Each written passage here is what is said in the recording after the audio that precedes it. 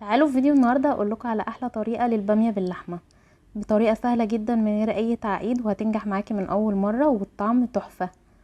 شايفين اللحمه مستويه والخضار مستوي من غير ما تتهري منك ولا اي حاجه.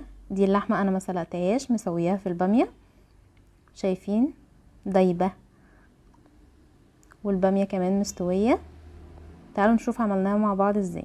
اول حاجه معايا حله على النار، سخنتها كويس جدا، نزلت فيها بمعلقه سمنه ومعلقه زيت وحته دهنه كده، بتدي طعم حلو قوي للباميه. هنزل عليها كده ببصلايه متوسطه قطعتها صغير، نقلبها كده من وقت للتاني لحد ما تدبل معانا بالشكل اللي انتوا شايفينه ده، تكون على نار متوسطه. هنا بقى هنعلي النار وننزل باللحمه عشان اللحمه ما تنزلش ميتها. هنعلي النار عليها ونبتدي ان احنا نشوح فيها كده. اول ما تاخد لون من تحت هنبتدي ان احنا نقلبها ونشوحها بقى كويس جدا مع البصله عشان تدي للبصله كده طعم مميز وحلو. هنا هننزل بمعلقه كبيره توم وفلفل احمر مفرومين، عليهم رشه بسيطه كده من الكزبره، وهنقلب بقى. وهنا هنشم احلى ريحه للثوم والكزبره مع بعض. هنقلبها كده تقليبه حلوه،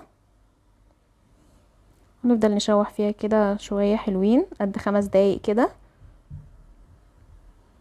من وقت للتاني بقلبها.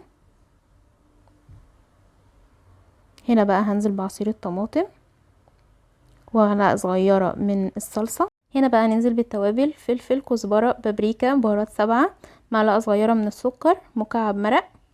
وهنقلبها كده تقليبه حلوه، وهنعلي النار هنا علشان تتسبك كويس.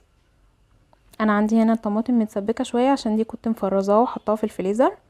هنا بقى اتسبكت للاخر. لو عندكم شوربه في المرحله دي انزلوا بالشوربه، لو مفيش انزلوا بنص كوبايه كده من الميه. وهننزل بالباميه بقى، وهنخليها كده على نار متوسطه لحد ما الباميه تفك خالص، وبعد كده نقلي عليها تاخد غلوتين كده على نار عاليه، وبعد كده نوطي عليها لحد ما تستوي خالص. وفي الاخر كده هديها معلقه كمان من الفلفل والثوم المفروم. المعلقه دي في الاخر بجد بتبين طعم الباميه وبتخليه تحفه. جربوا الطريقه دي ومتاكده ان هي هتعجبكم.